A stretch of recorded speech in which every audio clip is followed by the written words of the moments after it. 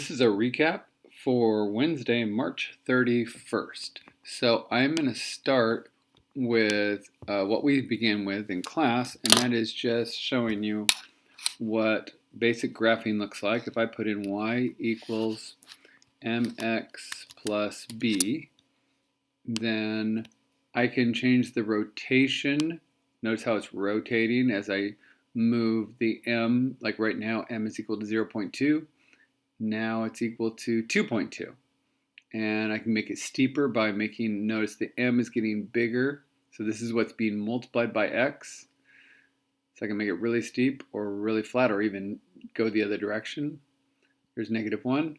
And then I can move this up and down by moving the letter b. So what I'm adding or subtracting to what's being multiplied by x. So it's m right here is what changes the direction, and B right here moves the whole thing up and down. So those are the two controls that you need to understand graphing, and we reviewed that. Then we watched this video and took notes. So right now, if you're trying to get caught up, you missed class and you're taking notes, then please watch this video. Pause this video right now, go watch the direct variation, and then come back. And so now if you're continuing, you've taken your notes, and here is the notes that we took together. They look like this. So direct variation, two quantities, x and y, show direct variation when y is equal to kx, and that's called the constant of proportionality, or the direction. And we just did two examples, and he gave us two tables in the video to start off with, and we graphed the points on each table. The first table, where x is 1, 2, and 3, and y is -2, 0, and 2, that's the pink line, and it doesn't go through the origin, so it does not show direct variation. And the second table of points, 0, 0, 2, 2, 4, 4, they go through 0, 0, and they create a straight line. So yes, they show direct variation. And the line must go through the origin to be direct variation. So that is, that's all the notes we took. We didn't go all the way through all the examples. So then what we did, let me close that out.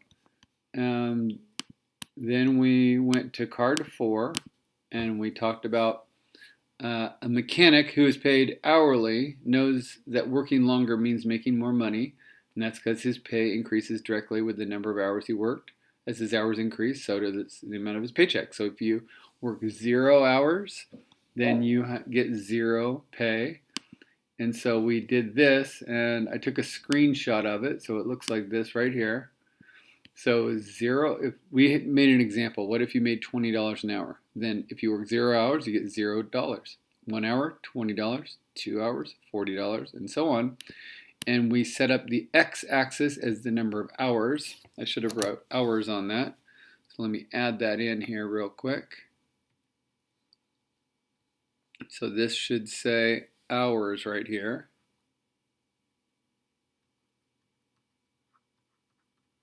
And this should be dollars. So the y-axis is dollars. And we put these points, 0, 0. So this is like the point 120. This is 240. And this is 360. And the point over 4 up to 80. And notice how we counted by 20s right here, so that we had the scale where we could put them on this coordinate plane. So this is 0, 20, 240, 360, 4, and 80. If we went up to 5 hours, then it would have been $100. 6 hours, it would have been 120. And then we just draw that straight line right through those, and it just continues like that. And this is what direct variation. As one quantity increases constantly, the other quantity increases. As your hours increase, your pay increases. And it's constant and predictable. So close that out. And actually close this out.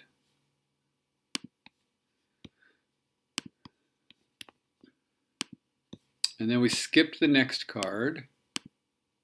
And we'll come back to that next week. And then students just put a check, a plus, or a minus. And just before I forget, back here at this, if you're watching this and you're trying to get caught up, please go to Pear Deck right now and go to card 4 and circle the X or the check, the plus, or the minus if this is making sense to you. So if this is really clicking and it's making sense, you can go ahead and circle this.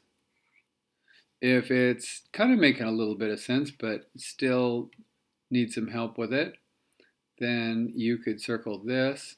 And if it's really just not making any sense at all and it's just new and confusing, then you can then circle the minus. That was on card 4. Sorry, I forgot to talk about that when we were there. And then you're going to do that same thing on card 7. So y is equal to kx. That is the equation of direct variation. And the constant of variation, we've been calling k direction, or it is the constant of proportionality.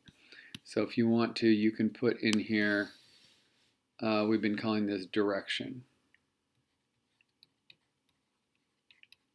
Like when we did the plane landing. And the y-intercept is always 0. So if you have a coordinate plane and you're going to graph it, it is going to always go through. We could put an arrow at both ends. I'm not sure if I can do that. I cannot. Okay, so we'll just do a straight line. So it doesn't matter what direction it's going, they just need to all go through the origin. All these lines have something in common. They all have the point 0, 0. These are all direct variations. If I draw a line up here somewhere, that's not a direct variation. All right, and that is as far as we got today. We're going to continue this next week. Tomorrow is career day, so we're not going to be talking about math tomorrow, unless the presenter, they might talk about the math that they needed for their career, hopefully so. But this is a recap for Wednesday, March 31st.